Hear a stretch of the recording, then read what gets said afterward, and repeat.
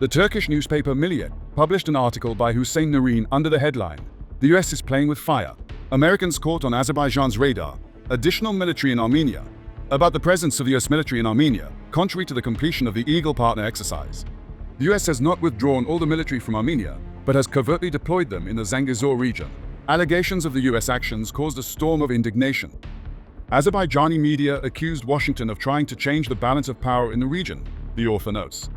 The publication emphasized the new status quo formed in the South Caucasus as a result of the 44-day patriotic war, which led to the liberation of Azerbaijani lands from 30-year Armenian occupation. It reminds how the Azerbaijani army forced the occupants to admit defeat in just 24 hours in September 2023. The Turkish newspaper further emphasizes the tension between Yerevan and Moscow, which has caused protests also in the area of Russian military deployment in Armenia. The author of the article writes that the allies of Nikol Pashinyan's administration, represented by the US and France, do not hide their concern about Azerbaijan's victory. In the autumn of 2023, a group of US military personnel arrived in Armenia for the first time under the pretext of participating in the Eagle Partner exercise. This, as expected, provoked a negative reaction from Moscow. The Russian Foreign Ministry openly warned Yerevan against rapprochement with NATO, Nareen writes. The Turkish edition notes that the US military reappeared in Armenia in July 2024 and again under the pretext of joint exercises.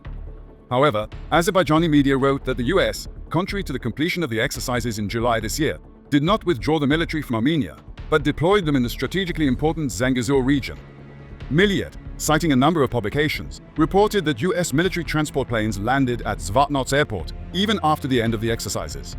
The appearance of the US military in the South Caucasus is not an accident at all.